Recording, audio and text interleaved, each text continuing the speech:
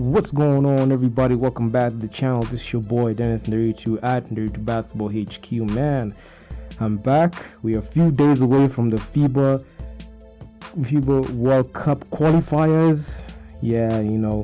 So we're just gonna go through a FIBA World Cup article, their news and their website. Questions each team must answer in window 2 of the African Qualifiers. So they're gonna happen in Dakar, Senegal.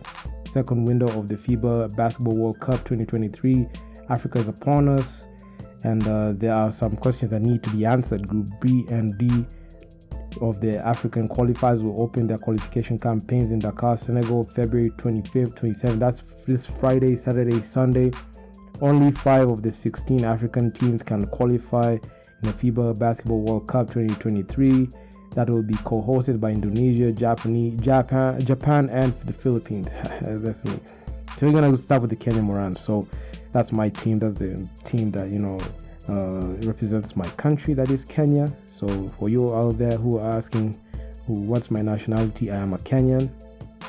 If Tyler Ongwae is out, can Team Morans Unity do the job in his absence? Nope. I don't think that even he was there, this team will have done anything, because let's just be honest. I mean, the Kenya Morans, when you look at their run in the FIBA AfroBasket qualifiers and even the actual AfroBasket, they played a total of 10 games, only won 3 while Tyler was there. So no difference. Taking on host Senegal, Egypt and Congo DR in Group B won't be an easy task for Kenya, especially when media reports suggest that Mr. Tyler Ongwae might sit out of window 1 of the African qualifiers. If Ongwae is out, can the Team Morans Unity do the job in his absence? Nope.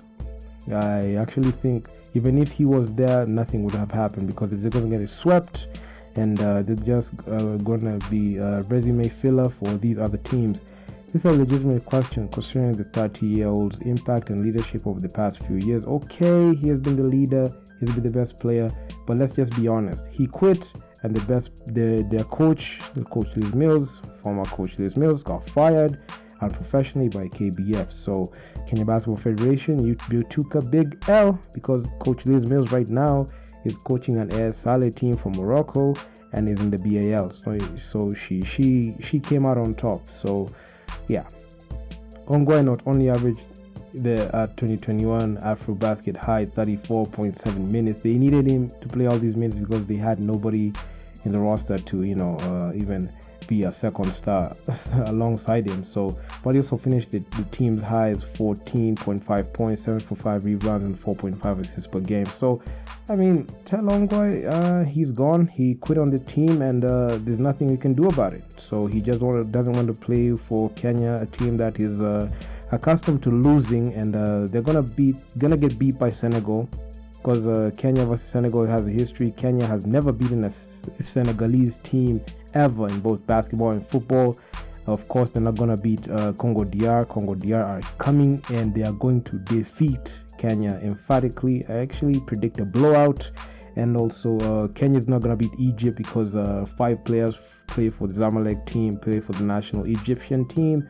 So Kenya stands no chance in this group. This is actually a group of death, and Kenya is going to be swept. And this is one thing that I want to just come in and say on the record, in case anyone was asking. So if I'm asked, Kenya is going to be swept. We're going to go to Kenya. We're just going to go there and just get manhandled, embarrassed, beat, battered and bruised, and there's nothing, absolutely nothing that we are going to do about it.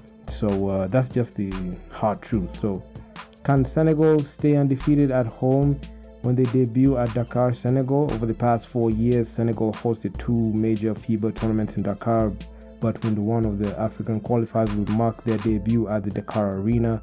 Back in 2017, Senegal cruised to a 3-0 mark the first round of the 2017 AfroBasket, co-hosted by Senegal and Tunisia, after wins over Egypt, Mozambique and South Africa at Marius Diani Gym. So a year later, Senegal returned to Marius Diani Gym for window 3 of the FIBA Basketball World Cup for 2019, and yet the Lions prevailed, beating Cote d'Ivoire, Mozambique and Central African Republic to improve the home record to 6-0 since 2017. So this is the team that Kenya thinks they can win.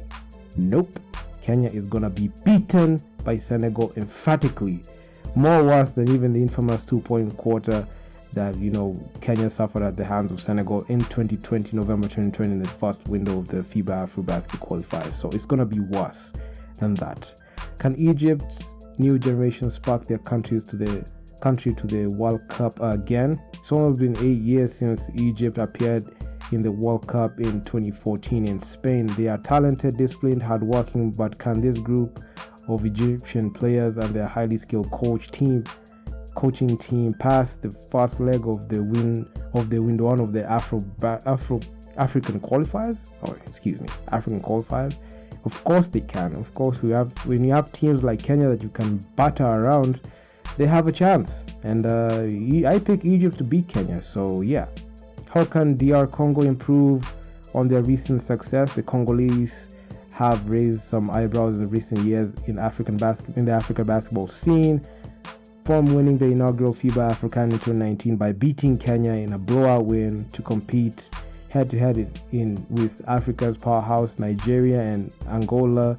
Congo DR proved they cannot be underestimated. Yeah, true, they blew out Kenya. So I expect some more fireworks when they meet for the first game.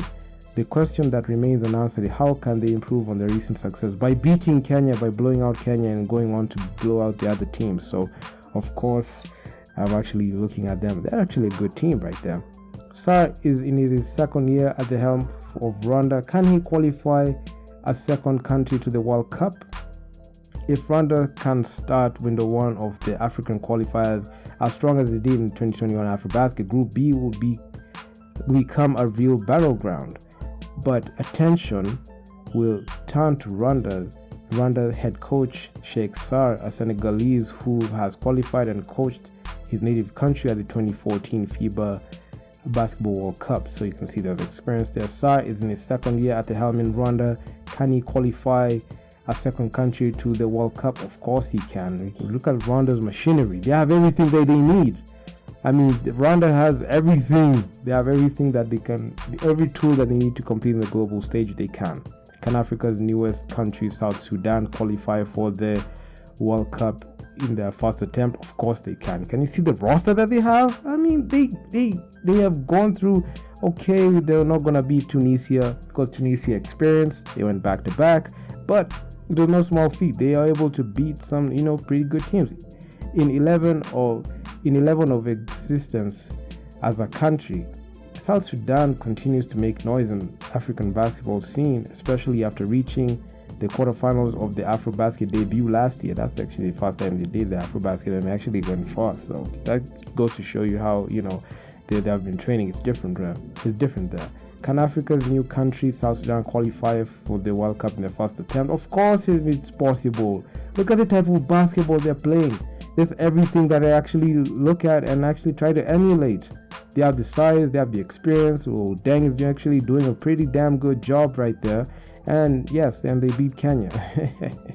They beat my country.